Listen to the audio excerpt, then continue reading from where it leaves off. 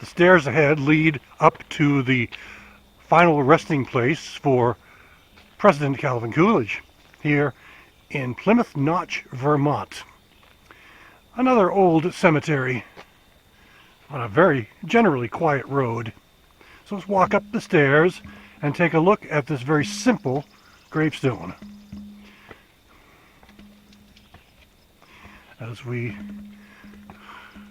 work my way up here, and there it is.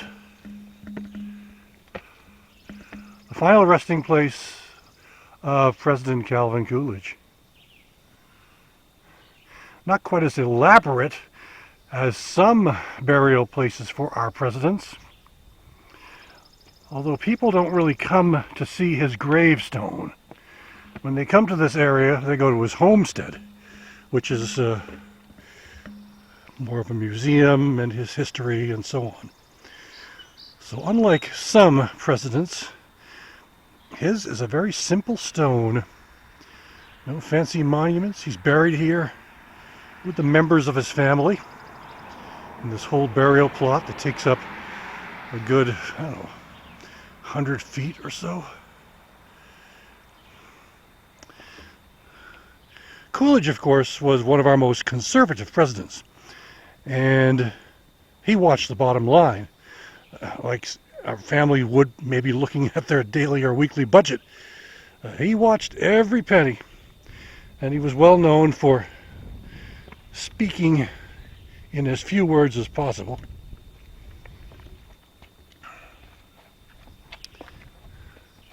I can take you behind the stone, but there's nothing there except a blank slate, as you will see.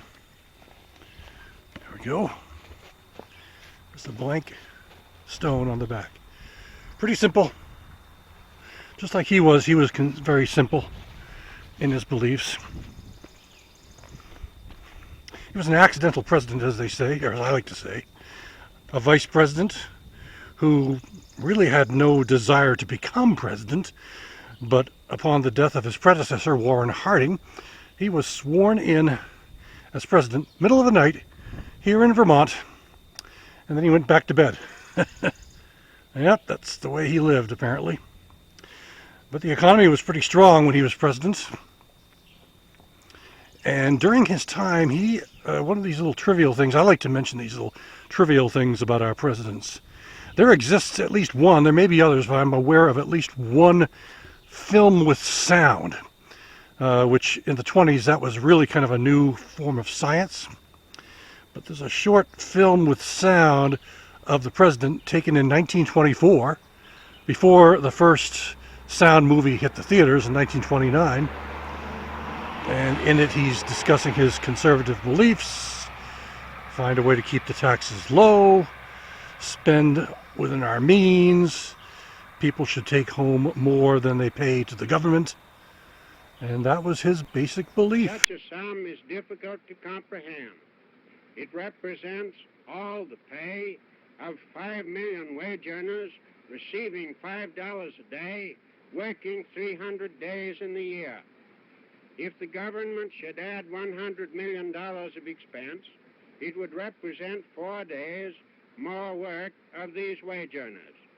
These are some of the reasons why I want to cut down public expense. I want the people of America to be able to work less for the government and more for themselves. And there's a book I've read called Accidental Presidents. There it is, which gives a lot of information about the vice presidents who became president and the impact they had on the country during their unexpected terms in office. So that'll just about conclude my visit to the final resting place of the 30th President of the United States, Calvin Coolidge, here in Plymouth Notch, Vermont.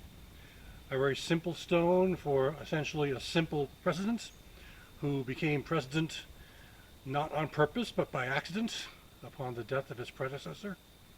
And I hope you found today's video interesting, and I look forward to doing more of these in the future. Thanks for watching. I'll catch you again next time.